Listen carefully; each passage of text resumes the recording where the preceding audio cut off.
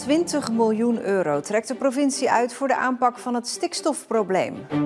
Staat in de najaarsnota. Er gaat ook veel geld naar het veiliger maken van de Deltaweg. En verder in deze uitzending. Middelburg schrapt parkeerplaatsen. En Beaumont opent grootste vestiging ooit.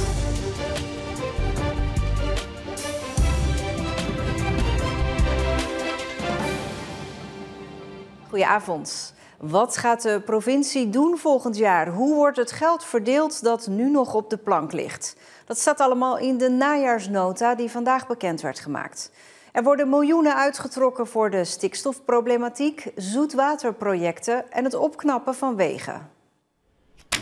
In de najaarsnota wordt van alles besproken. Maar met stip op nummer 1 staat als doel het oplossen van de stikstofproblematiek. Omdat het de vergunningverlening van bijvoorbeeld de bouw van huizen enorm dwars zit. Het feit dat we geld apart kunnen zetten voor stikstof is belangrijk. Tot op heden waren we volledig afhankelijk van geld van het Rijk.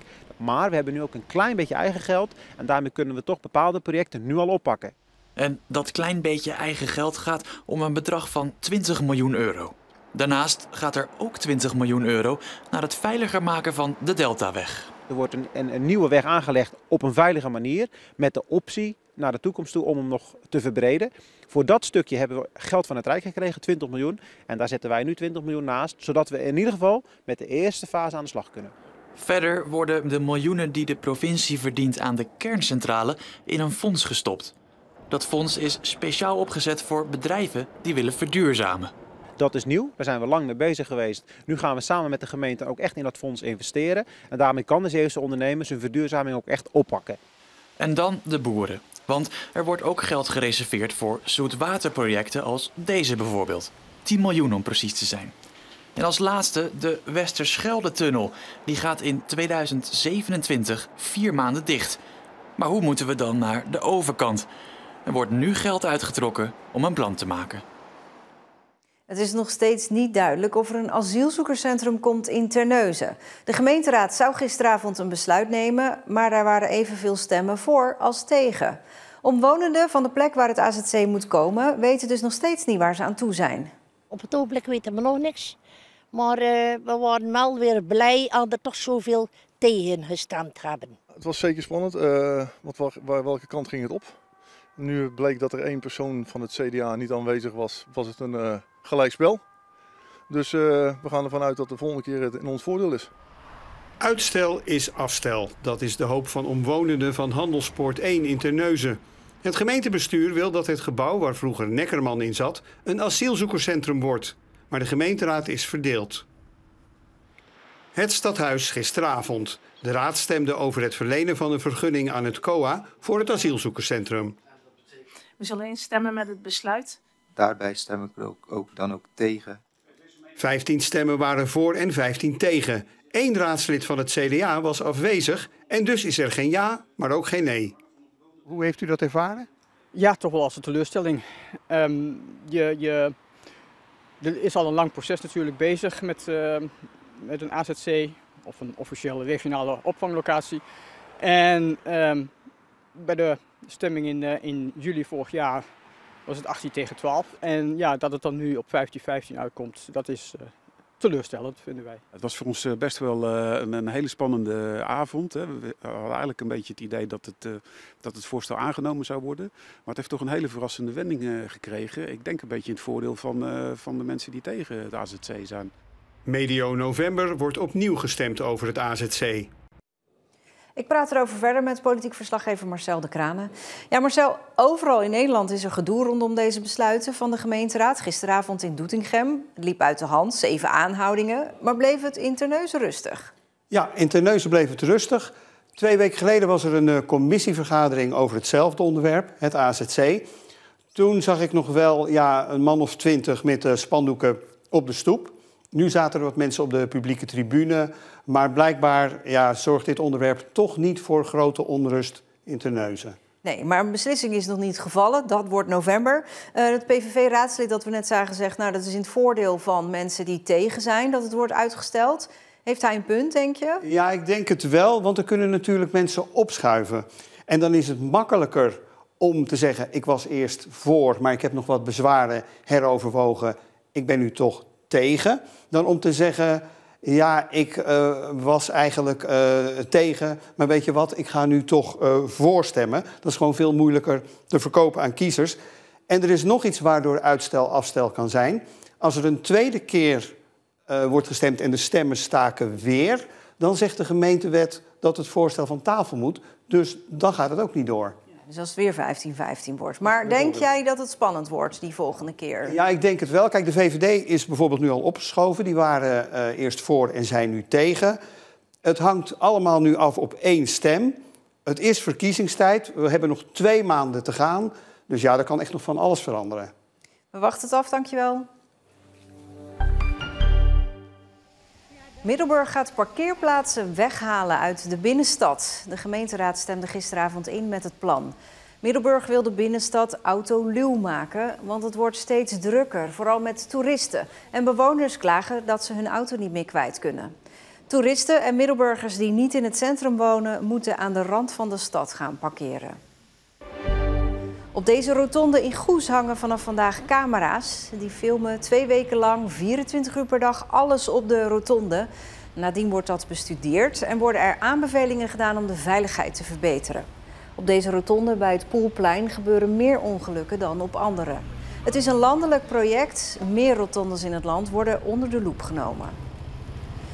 De beelden worden alleen voor het onderzoek gebruikt, benadrukt de gemeente, niet om overtredingen te constateren. En nadien wordt alles verwijderd. Op- en overslagbedrijf Verbrugge in de haven van Vlissingen-Oost vindt veiligheid zo belangrijk dat het werk vandaag werd stilgelegd voor een veiligheidsdag. En veiligheid betekent samenwerken, betekent teamwork, betekent vooruitkijken, vooruitdenken en bij gevaar stopwerk. Ik heb ook nog eens extra onderstreept dat het fabeltje van die boot moet eruit, productie gaat voor, dat dat een fabeltje is. En als je veilig werkt, dan werk je kwalitatief goed en dan volgt de productie vanzelf. En het gaat op deze dag niet alleen om de fysieke veiligheid. We zijn heel blij dat op onze Veiligheidsdag dat er ook vertegenwoordigers zijn van de politie, van de douane, brandweer, veiligheidsregio, maar met name douane en politie. En die wijzen onze mensen ook op het gevaar van ronselen en alle criminele ellende die zich rond de haven voordoet. De persoon die steeds de geldmaatwinkel in Middelburg vernielde is opgepakt. Het is een 33-jarige man uit Goes. De winkel ging vorige week dicht nadat er wekenlang geldautomaten werden vernield en de noodknop werd ingedrukt. Beaumont als concurrent van de Bijenkorf. Dat had oprichter Ron Bouwman nooit durven dromen. De mode- en woonaccessoiresketen opent begin volgende maand een nieuwe vestiging in Utrecht. Een met een vloeroppervlakte van ruim 2300 vierkante meter en een restaurant. En de nieuwe Beaumont zit naast de Bijenkorf in Utrecht. Dit logo is al 30 jaar een bekend fenomeen in Zeeland. Ron Bouwman begon ooit met 1 winkel in Domburg, maar heeft er inmiddels 15. Wij vinden het leuk bij Beaumont om eens per jaar een nieuwe winkel erbij te hebben. Het is niet omdat het moet, want het gaat hartstikke goed met Beaumont. Maar omdat we het leuk vinden om nieuwe uitdagingen te hebben binnen het hele team. Want Beaumont is niet mijn prestatie, maar een teamprestatie.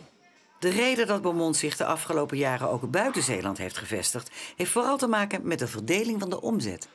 In sommige periodes schuif je met je voorraad van Zeeland naar de rest van het land. En in sommige periodes schuif je juist weer terug naar Zeeland. In juli, augustus, ja, dan is Zeeland hartstikke goed. En dan is de rest van het land met vakantie. Dus dan is dat lekker om goed met je voorraadpositie dus om te gaan. Ondanks dat het bedrijf zich langzaam verspreidt over het hele land, blijft de Zeeuwse identiteit volgens Bouwman wel zichtbaar. De Zeeuwse identiteit zit met name in dat wij heel zuinig met de centen omgaan. Wij zitten boven op de bal. Kijk, je ziet nu dat wij zijn die winkel al aan het klaarmaken, aan het inrichten. We willen volgende week gaan proefdraaien. Maar ze zijn aan de andere kant nog aan het bouwen. Er is geen dag verspilling tussen. Bouwman richt zich ook nog steeds op fysieke winkels in plaats van het uitbreiden van hun online shop. Wij denken de klant door de beleving in onze winkels, door de gezelligheid in onze winkels en door het aanbod in onze winkels en dat ze alles kunnen vastpakken en kunnen aantrekken kunnen we het verhaal beter laten zien als online. Beaumont is een gevestigde naam binnen de kledingbranche. Maar Bouwman blijft ambitieus richting de toekomst. Mijn ambitie is om Beaumont zo goed mogelijk te laten draaien, nu en in de toekomst. En niet afhankelijk of het nou 15 winkels blijven, of 20, of 10 misschien wel. Maar dat het goed draait en dat iedereen bij ons plezierig werkt. Mocht Bouwman ooit stoppen, hoopt hij dat zijn kinderen het bedrijf zullen voortzetten. Mijn nalatenschap is een goed draaiend bedrijf. En dat het team wat er dan nog werkt, naar zijn zin heb. En misschien ook wel mijn kinderen die er dan werken.